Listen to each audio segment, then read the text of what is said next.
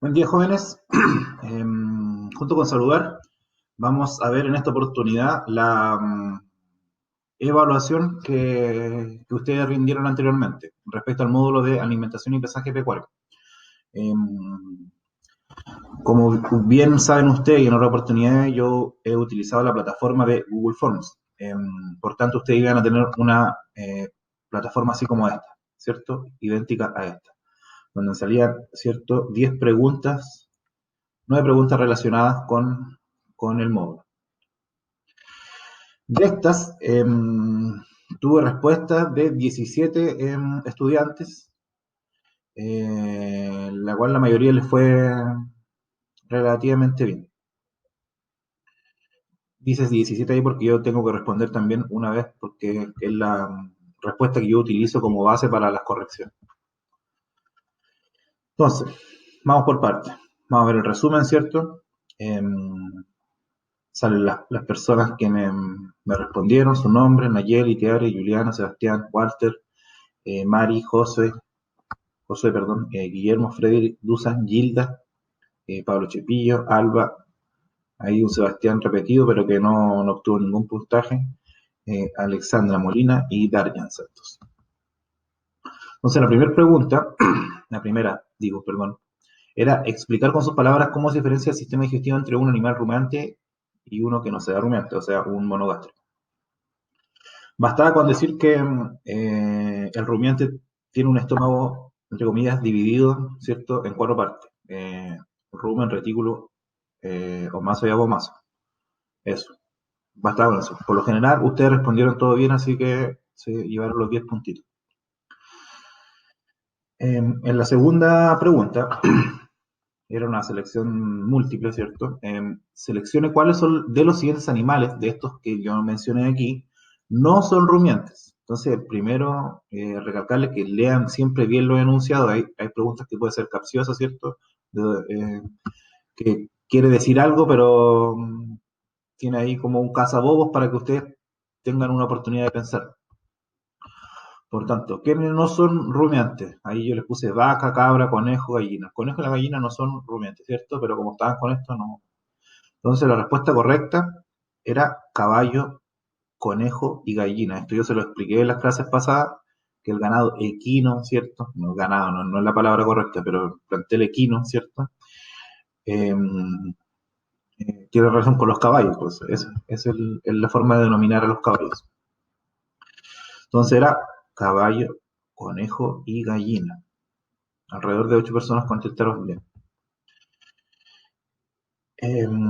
Cuando hablamos de la composición de los alimentos, existe una proporción de materia seca y agua, perdón. Señale de qué se compone principalmente la materia seca. Esto es muy importante relacionarse con estas definiciones. Materia seca, ¿cierto? En alimentos de tipo forrajero.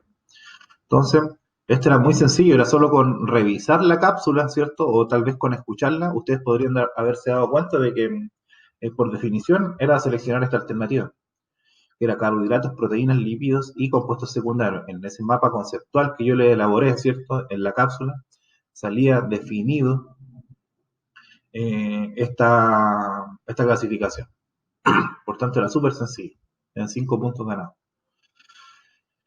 Seleccione cuáles son las razas de ganado caprino presentes en la región de Tarapacá. Yo le he hecho bastante hincapié desde que empezamos la guía número 1, 2, ¿cierto? Y en relación a casi todas las clases que hemos tenido, siempre le he comentado que el ganado caprino es muy presente dentro de la región de Tarapacá. Si bien el ganado de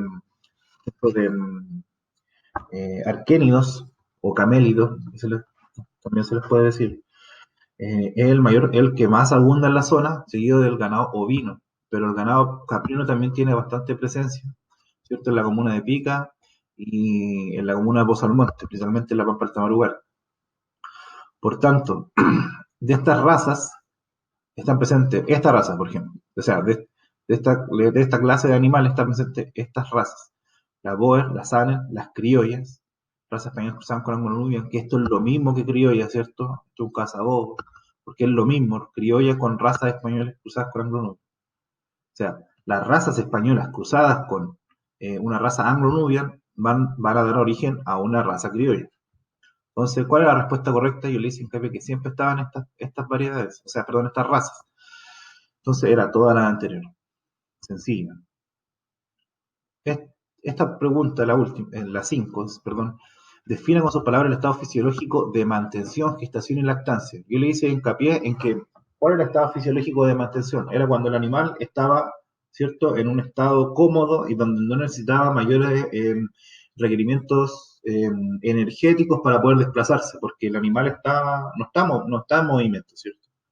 Ese es un estado fisiológico de mantención. El estado fisiológico de gestación es cuando obviamente está gestando, es cuando el animal está preñado, ¿cierto? Cuando va a dar a luz, ¿cierto? Y el estado de lactancia es cuando ya están en la preñez, ¿cierto? Y están con sus crías, alimentándose ahí de sus glándulas mamarias. Entonces, era sencillo como eso, por ejemplo. O sea, también salía definido eh, en el PPT, ¿cierto? Está definido cada una de estas clasificaciones, cada uno de estos estados fisiológicos, era solo ver la cápsula, ¿cierto? Eh, y responder, o sea, no tenía más que eso, si era muy sencillo. Acá se fueron a la producción de leche, pusieron cosas que quizás era demasiado redundante la información y demasiado complejo y no era tanto lo que se pedía. Por eso es importante leer primero, antes que todo, comprender lo que se está preguntando y relacionarlo con lo que nosotros estamos pasando. Yo no estoy preguntando nada de lo que no les pasa. Por otro lado, la pregunta 6, ¿cierto? Seleccionar los beneficios de entregar suplementos en la alimentación. En las clases anteriores yo les mostré un cuadro comparativo eh, de un animal caprino, ¿cierto? Que fue suplementado durante la gestación. Gestación, ¿cierto? Cuando se está gestando el crío dentro de la hembra. Y, y en ese cuadro comparativo se podía ver que con suplemento la tasa de mortalidad aumentaba, ¿cierto? La tasa de mortalidad disminuía. Se mejoraban las condiciones fisiológicas, ¿cierto? Disminuía la diferencia de peso de la madre al parto, ¿cierto? Entonces, todas estas opciones, ¿cierto? Tienen que ver con ese cuadro comparativo que estaba en esa cápsula, ¿cierto? Y que la repasamos también en la cápsula de retroalimentación. Y era tan sencillo como poner todas las anteriores, porque si también era de, de pensar un poquito, ¿cierto? Y decir, cierto, suplemento, ¿qué puede provocar un suplemento? Ahora, solamente mejoras, ¿cierto? Nutricionales. Según la tabla presentada en la imagen, calcula la proteína cruda para un animal de 55 kilogramos de peso vivo. ¿Cierto? La tabla era esta, ¿cierto? Era esta tabla, ¿cierto? Entonces nosotros establecíamos 55 kilos hasta aquí, ¿cierto? Y hacíamos la diferencia entre 105 y 91, después dividíamos, ¿cierto?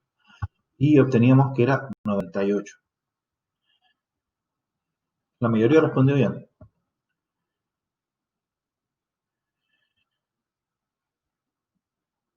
Es 98, ¿sí? El 41.2% respondió bien. Familiarícense, ¿cierto?, con los cálculos, es importante, o sea, dense el tiempo para ensayar, si les cuesta un poquito las matemáticas, esto no tenía nada, no es una ecuación, no es álgebra, no es trigonometría, no es nada, o sea, es sumar, restar y dividir, nada más que eso. La siguiente ilustración corresponde al sistema digestivo de un rumiante, señala qué tipo de rumiante correspondía, también le explicaba en la clase. O sea, teníamos primero una de bovino en que yo le explicaba el proceso, ¿cierto?, de la rumia, ¿cierto?, en un ganado bovino, y después tenía una imagen donde le mostraba la ilustración, ¿cierto?, del sistema digestivo del ganado caprino. Entonces era sencillo ganar ganado caprino. Ni siquiera lo explicamos, era solo decir que era ganado caprino. Y lo último, explicar con sus palabras qué es la rumia. esta es una pregunta redundante siempre, ¿cierto? Yo quiero que les quede claro cuál es el proceso que incurren, ¿cierto?, los animales rumiantes. Los rumiantes, dicho de otra forma, es que comen el alimento, ¿cierto?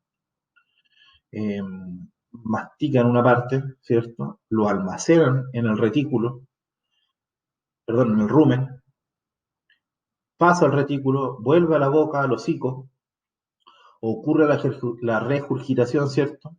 Hay una remasticación, una reensalivación, como lo dicen aquí en esta respuesta, no sé quién habrá sido, y hay una nueva, ¿cierto?, reducción de los alimentos, ¿cierto? Hay un proceso enzimático importante a nivel salival, ¿cierto?, en donde permite que estos alimentos sean descompuestos de mayor manera y permita un mejor aprovechamiento nutricional de los animales. Sencillo, era solo eso. Esa es la rumia.